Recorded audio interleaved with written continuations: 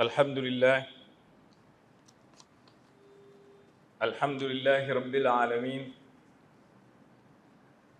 الذي خلق السماوات بغير عمد ترونها وألقى في الأرض رواسي أن تميد بكم وبث فيها من كل دابة وأنزلنا من السماء ماء فأنبتنا فيها من كل زوج كريم. هذا خلق الله فأروني ماذا خلق الذين من دونه بل الظالمون في ضلال مبين. وأشهد أن لا إله إلا الله وحده لا شريك له، وأشهد أن سيدنا ونبينا وحبيبنا مولانا محمد صلى الله عليه وسلم وعلى آله وأصحابه وسلم. قال الله تعالى سبحانه وتعالى في القرآن الكريم: بسم الله الرحمن الرحيم. إن عدة الشهور عند الله 12 شهر في كتاب الله يوم خلق السماوات والأرض منها 4 حرم ذلك الدين القيم فلا تظلموا فيهن أنفسكم وقاتلوا المشركين كافة كما يقاتلونهم كافة واعلموا أن الله مع المتقين. صدق الله العلي العظيم.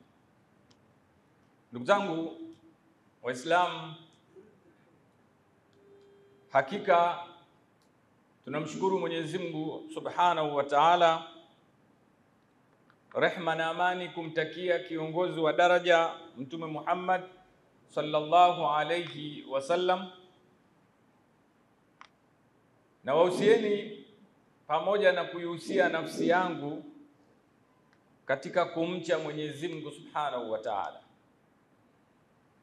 Na katika kumcha Mwenyezi Mungu uwe ni ukweli wa kumcha, kwa maana ya kukatazana mabaya na kuamrishana mema, ya kufanya yale aliyoamrisha Mwenyezi Mungu Subhanahu wa Ta'ala na kuyawacha yale aliyoyakataza Mwenyezi Mungu Subhanahu wa Ta'ala. Na huo ndio utakuwa ucha Mungu. Na ama katika yale yanayotupitia katika maisha yetu, tunatakiwa tutawakali kwa Mwenyezi Mungu Subhanahu wa Ta'ala. Katika mitelezo yoyote tunayofanya, katika mapungufu tulionayo ya kibinadamu, ya kimaumbile, basi tutaraji kutoka kwa Mwenyezi Mungu msaada kwake. Usiteleze ukawa umekwenda moja kwa moja ukaanguka. Kiteleza, rudi kwa Allah Subhanahu wa Ta'ala, kwa sababu kazi yake kubwa ni kuangalia watu gani wamerejea kutoka katika maovu na kwenda katika mambo mema. Usijisahau, usikate tamaa, fikiria kwamba sasa haya ndiyo maisha ambayo Mwenyezi Mungu Subhanahu wa Ta'ala kakukadiria katika maisha yako. Hakikisha unafanya jitihada ya kumwelekea Allah Subhanahu wa Ta'ala. Hutuba yetu ya leo, ikiwa ni mwezi mosi Muharram 1447 Hijiria, ni tarehe ambayo inatukumbusha mambo mengi sana ambayo Waislamu kwa wakati huo wakiwa na kiongozi wao Mtume Muhammad sallallahu alayhi wasallama waliyapitia. Walipitia mambo yaliyokuwa mazuri, lakini walipitia majuto, mahangaiko na shida za hali mbalimbali, ambazo leo hii utakapotajiwa mojawapo ujipime lau kama hii shida ingekuwa imekukabili wewe au imekusogelea au imekufikia wewe, ungeweza kukabiliana nayo? Ungeweza kuwa na subira au ingekuwaje? Hotuba yetu ya leo haiwezi kwenda tofauti na tarehe ya leo ambayo ni kalenda ya Kiislamu. Kalenda ya Kiislamu ambayo leo tuna tarehe 1 at-taqwim, ambayo dunia sasa inatumika, na toka imeanza kutumika au imeasisiwa kwamba ianze kutumika sasa ni miaka 1400, tunakwenda mwaka wa 1447, lakini tumekamilisha miaka 1446. Na wala hii miaka sio ya kuzaliwa kwa mtume, wala hii miaka sio ya kufa kwa mtume, kama ambavyo baadhi ya mitandao imekuwa ikiandika. Kalenda ya Kiislamu ni kalenda ambayo imeasisiwa na kuwekewa mpangilio baada ya Mtume Muhammad sallallahu alayhi wasallam kufariki dunia. Utastaajabu kwa nini Mtume sallallahu alayhi wasallam akuiacha kalenda. Kalenda tunayozungumzia hapa ni ile iliyotafsiriwa kwenye vitabu mbalimbali, inayoonyesha hesabu kama ilivyokuwa tafsiri halisi. Kalenda ni hesabu za siku, baada ya kukamilisha siku hesabu za wiki, baada ya kukamilisha wiki hesabu za mwezi, baada ya kukamilisha mwezi hesabu za mwaka. Hiyo ndio inaitwa kalenda. Na ndio maana kila mmoja aliyoko hapa, kwa maelekezo ya imamu alivyosema kwamba baada ya hutuba tutazieleza kalenda katika uchache wake, na kila mmoja atagundua kumbe yeye pia ana kalenda anayoitumia japokuwa hajui kwamba yuko kwenye kalenda. Kwa kalenda ni hesabu, ni mkusanyiko wa siku na mkusanyiko wa miezi, mkusanyiko wa miaka, ndio inakuwa kalenda. Hiyo ndio tafsiri halisi. Lakini unakusanya siku gani na miezi gani? Mtume Muhammad sallallahu alayhi wasallam alishaelezwa juu ya masiku na juu ya miezi. Kwa kalenda Mtume sallallahu alayhi wasallam ameiacha, ipo, sio kwamba haikuwepo. Kilichokuwa hakipo ni hesabu za kalenda. Mathalan, ukienda katika surati Tauba aya ya 36, Mwenyezi Mungu Subhanahu wa Ta'ala anaizungumzia kalenda. Anasema inna iddata shuhuri inda Allahi 12 shahr, hakika mwaka mzima una miezi 12. Huyu ni Allah Subhanahu wa Ta'ala anamwambia Mtume Muhammad sallallahu alayhi wasallam kwamba mwaka mzima una miezi 12. Na hii ni fi kitabillahi yawma khalaqa as-samawati wal arda. Hii ni toka Allah Subhanahu wa Ta'ala amepangilia au amepanga kuumba mbingu na ardhi na vilivyomo. Kwa hiyo utaona miezi 12 ambayo tunayo sasa wanaitumia watu mbalimbali, kama tunavyoona biladia ni miezi 12, hijiria ni miezi 12, lakini ziko sehemu nyingine ambazo tutazieleza baadaye ni miezi 12. Hii ina maana kwamba hesabu ndio haipo, haikuwepo, lakini kwa maana ya kalenda, na Mwenyezi Mungu Subhanahu wa Ta'ala katika ufafanuzi wa Mtume Muhammad sallallahu alayhi wasallam unaeleza wazi kwamba miezi 12 ni miezi ya muandamo, ambao kuanzia mwezi mosi mpaka mwezi 29 au mwezi 30. Hiyo ndiyo hesabu ya mwezi. Kwa hiyo takriban siku 354 au 355 ndio unakuwa umepata hili alilolisema Allah Subhanahu wa Ta'ala katika surati Tauba. Kwa hiyo ndio Mwenyezi Mungu akakamilisha akasema dhalika dinul qayyim. Hii sasa ndio dini iliyosimama. Kwa vipi Mwenyezi Mungu ameiona ndio dini? Kwa maana mwanadamu hasa Muislamu hatutakiwi kutumia fikra zetu au kalenda za kwenye saa za mkononi, bali tunatakiwa tutumie kalenda za miandamo ya mwezi na jua. Ndio maana ili tuupate mwezi lazima mwezi uandame, na mwezi ili uishe lazima ule mwezi uondoke, na ili tuipate swala lazima jua tujue kwamba limepinduka, kwamba sasa alfajiri imeondoka, ni baada ya jua kuchomoza, alfajiri ishaondoka. Tujue magharibi inaingiaje, manake jua limezama, sio saa fulani, sio saa 1:15, sio saa 12:40, la, ni magharibi imefika, kwa maana jua limezama. Sasa Mwenyezi Mungu Subhanahu wa Ta'ala anamwambia Mtume Muhammad sallallahu alayhi wasallam kwamba ndani ya miezi hiyo kuna miezi mitukufu, minha arba'atun hurum, ndani yake kuna miezi 4 mitukufu. Mtume sallallahu alayhi wasallama akatutajia miezi hiyo, akatuambia ni mwezi wa Dhulqaada, Dhulhijja na Muharram, na baadaye akasema kuna mwezi ulioko katikati ya miezi mingine ambao ni mwezi wa Rajab. Hiyo ni miezi 4 mitukufu. Kuna kitu nataka nikueleze tu hapa ukielewe, ambacho Mwenyezi Mungu Subhanahu wa Ta'ala alikipanga kwa makusudi. Alipoipa miezi hii utukufu wake, ndani yake akatuambia fala tadhlimu fihinna anfusakum, msidhulumu nafsi zenu ndani ya miezi hiyo 4.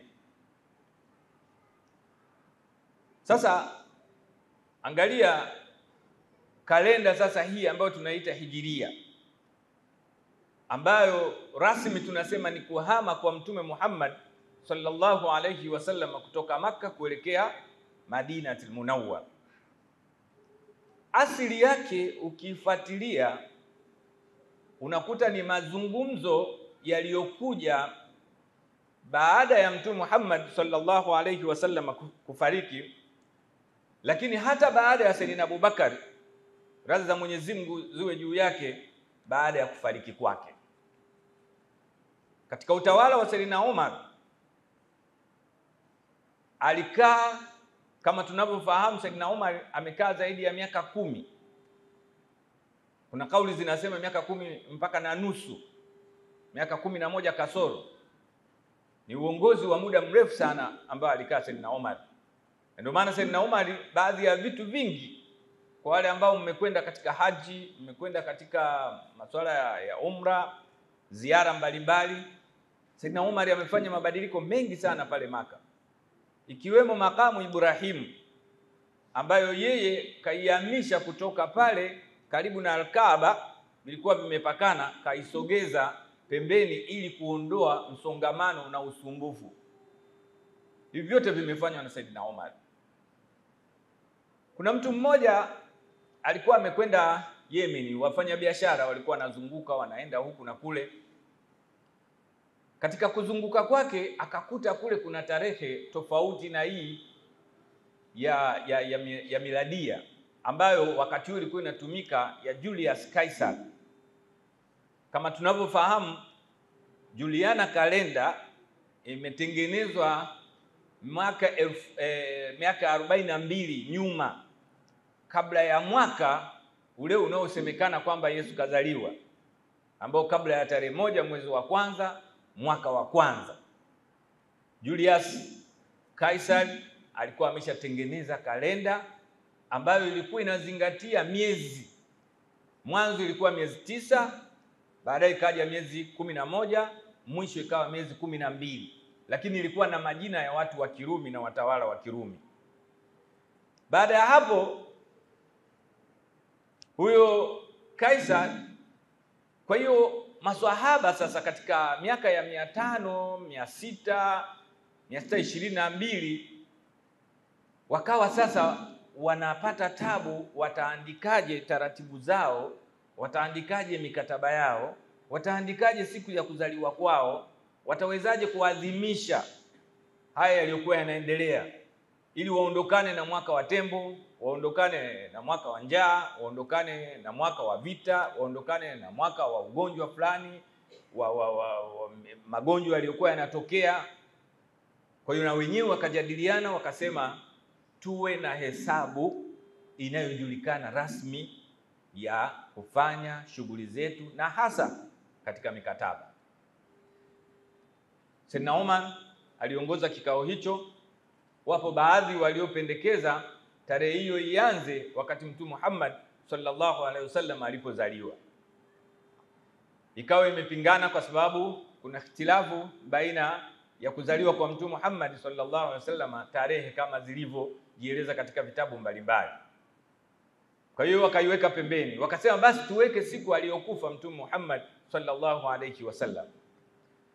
Wakakataa, wakasema haiwezekani pia, kwa sababu siku hiyo ni siku ya huzuni, tutakuwa sisi tunajikumbusha maumivu ya kuondokewa na kipenzi chetu Mtume Muhammad sallallahu alaihi wasallam. Baadaye wakapendekeza siku aliyoama Mtume Muhammad sallallahu alaihi wasallam kutoka Maka kuelekea Yathriba, kwa maana Yathriba ambayo leo inaitwa Madinatul Munawwar. Kwa hiyo kalenda ikaanzia hapo. Faida inayopatikana ndani ya kalenda kuanzia hapo, tulipokuja kwenye surati Tauba aya 36, tumekuta Mtume Muhammad sallallahu alaihi wasallam anatueleza kwamba ndani ya mwaka iko miezi 12, lakini ndani yake iko miezi 4 mitukufu. Sasa mitukufu hii tukiachana na Dhulqaada na Rajab, tunakuja Dhulhijja, ambalo muda uliopita tumefanya tukio kubwa sana la ibada ya haji ambayo inatimiza nguzo katika nguzo za Uislamu, ambao ni mwezi wa 12 katika hesabu iliyopangwa wakati wa Saidina Umar, Mwenyezi Mungu amwie radhi. Lakini mwezi wa kwanza ni Muharram, na wenyewe ni miongoni mwa miezi mitukufu.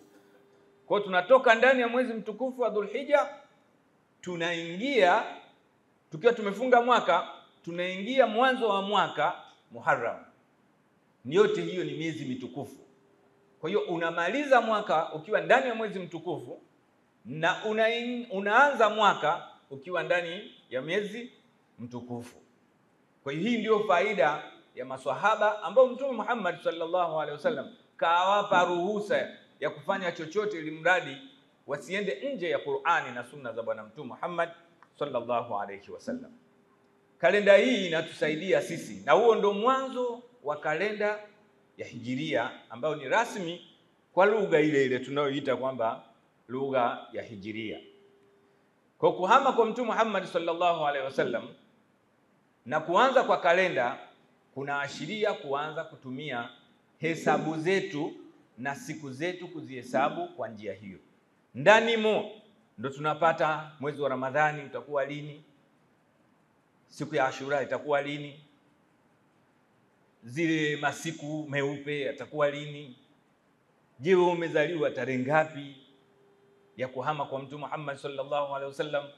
Je, umezaliwa tarehe ngapi katika miezi hii ya mwandamo? Vyote hivyo tutavipata. Je, hija, akina mama watapataje tarehe? Fiqh inasemaje kuhusu tarehe za akina mama katika ada zao? Ni kuhusiana na nini? Ni kuhusiana na mwezi mwandamo au mwezi wa kalenda ambao tunahesabu 1, 2 mpaka 31? Vyote hivi walikuja kurahisisha, ambayo sisi wenyewe tunatakiwa tuvifuate na tuvifanye.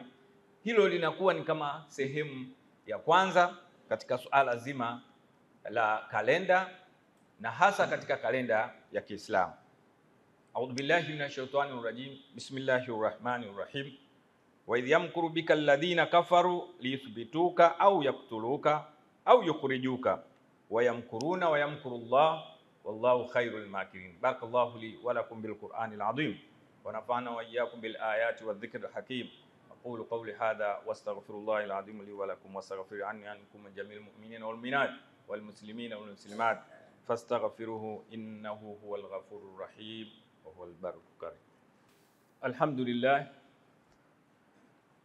الحمد لله حمدا كثيرا كما أمر وأشهد أن لا إله إلا الله وحده لا شريك له وأشهد أن سيدنا ونبينا محمد صلى الله عليه وسلم وعلى آله وصحبه وسلم وبعد. Hotuba yetu ya kwanza imetueleza miezi 12 ndio inayotengeneza mwaka mzima, lakini kabla ya hapo tulikuwa hatuna hesabu ya kuzihesabu ni mwezi gani unaanza na mwezi gani unamalizika. Ni baada ya utawala Sayyidina Abubakar radhiyallahu ta'ala anhu, ulipoingia utawala wa Sayyidina Umar ibn al-Khattab, Mwenyezi Mungu amwonye radhi, ndipo kulichukuliwa uamuzi wa kuanza hesabu mwezi gani uwe ni wa kwanza katika mwaka na mwezi gani uwe ni wa 12 katika mwaka.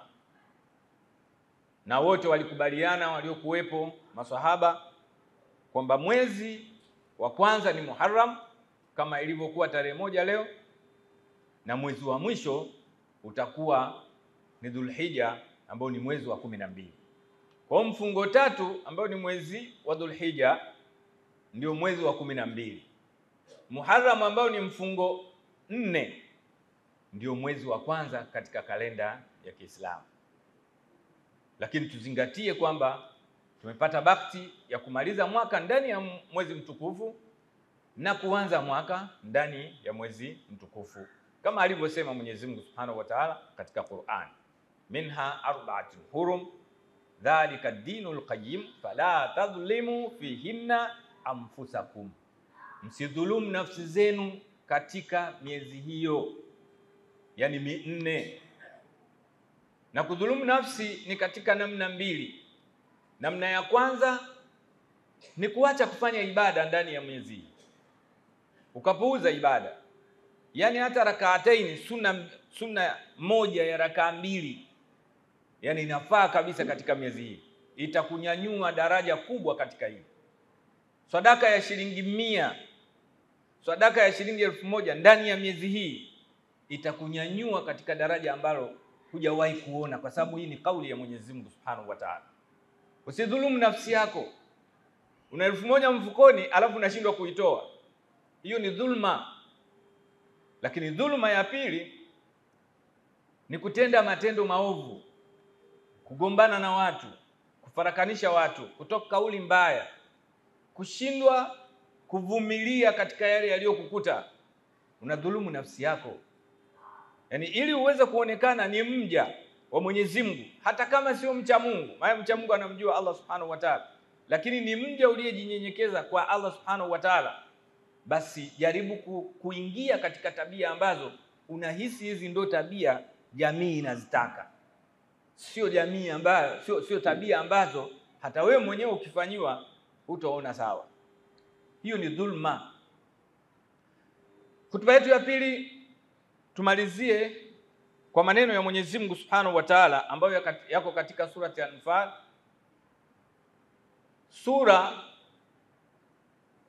Sura hii kuna aya moja ni aya ya 30.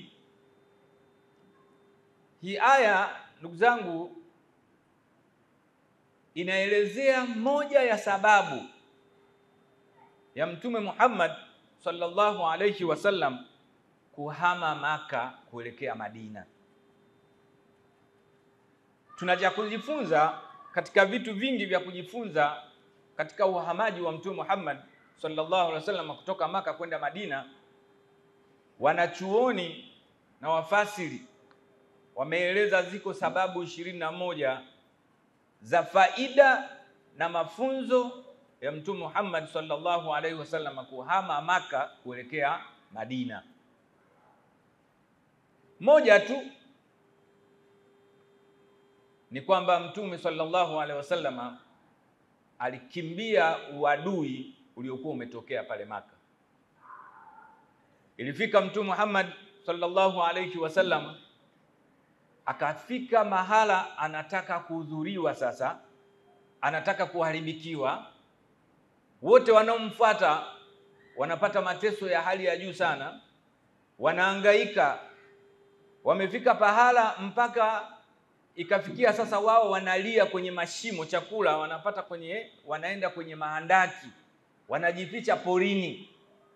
Tunapoizungumza Maka, sio Maka iliyojaa magorofa leo unayoiona kwenye TV au unayoiona kwenye simu yako. Ni Maka iliyojaa mapori, iliyojaa miba, iliyojaa mawe, iliyojaa nyoka, iliyojaa mijusi. Watu wanaenda kujificha kule na wanagongwa na nyoka kule kule na wanakufa.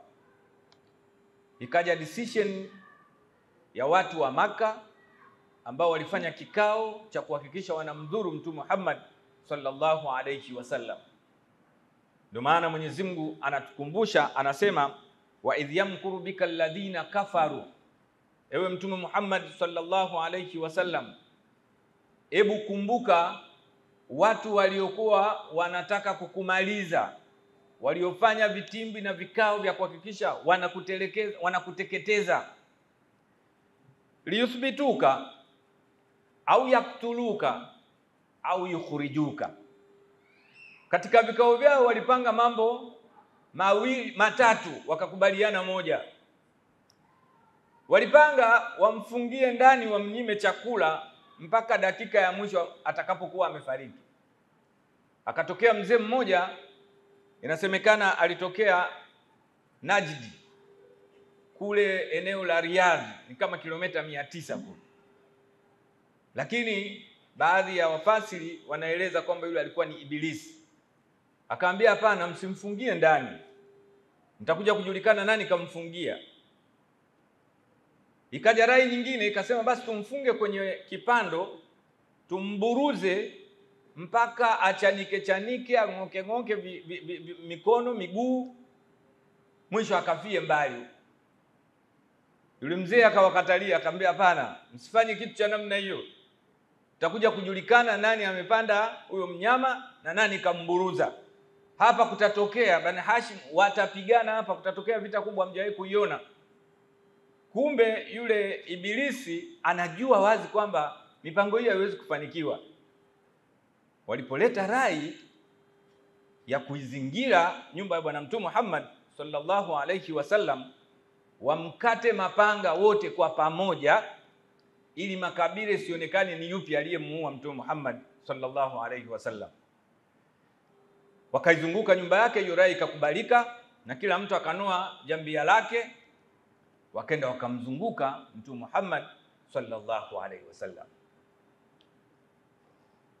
Mwenyezi Mungu anasema wayamkuruna, hivyo vitimbi walivifanya. Anamwambia Mtume sallallahu alaihi wasallam atuambie sisi.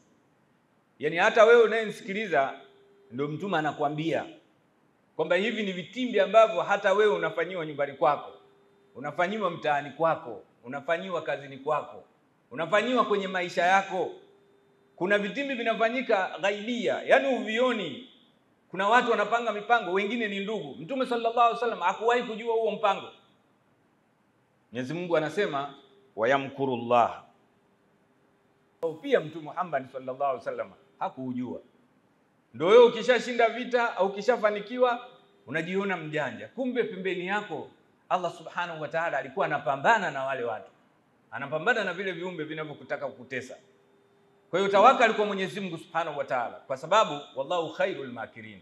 Hakika vitimbi vya Allah subhanahu wa ta'ala, mitego na michezo yote inayoweza kummaliza mtu ni ya Mwenyezi Mungu subhanahu wa ta'ala, sio ya kibinadamu.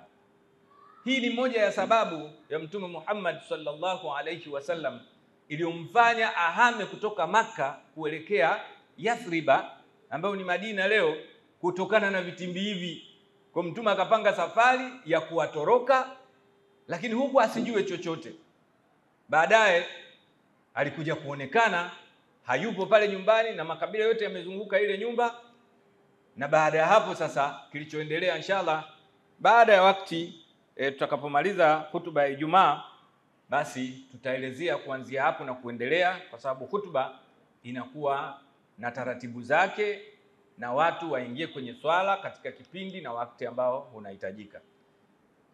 Tujitahidi sana katika maisha yetu, tumswalie sana Mtume Muhammad sallallahu alayhi wasallam, kama qala Allah ta'ala subhanahu wa ta'ala, inna Allaha wa malaikatahu yusalluna 'alan nabi ya ayyuhalladhina amanu sallu alayhi wa sallimu taslima. Allahumma salli wa sallim ala sayyidina Muhammad wa ala alihi sayyidina Muhammad. Amirul mu'minin sayyidina Abu Bakr as-Siddiq wa amirul mu'minin sayyidina Umar bin Khattab wa amirul mu'minin sayyidina Uthman bin Affan wa amirul mu'minin sayyidina Ali bin Abi Talib wa baqiyatul asharatul mubashshara ridwanullahi ta'ala alayhim ajma'ina ila yawmiddin. Allahumma ghfir lil mu'minina wal mu'minat wal muslimina wal muslimat al ahya'i minhum wal amwat warhamna birahmatika ya arhamar rahimin. Rabbana innaka qaribun mujibu da'wa ya qadiyal haja ya kafiyal muhimma birahmatika ya arhamar rahimin. Rabbana atina fid dunya hasanatan wa fil akhirati hasanatan wa qina adhaban nar وادخلنا الجنة مع الأبرار يا عزيز يا غفار برحمتك يا أرحم الراحمين. عباد الله، إن الله يأمر بالعدل والإحسان وإيتاء ذي القربى وينهى عن الفحشاء والمنكر والبغي يعظكم لعلكم تذكرون. اذكروا الله يذكركم له يستجيب لكم ولا ذكر الله تعالى أعلى وأولى وعز وجل وتم وهم وأكبر وأقيموا الصلاة.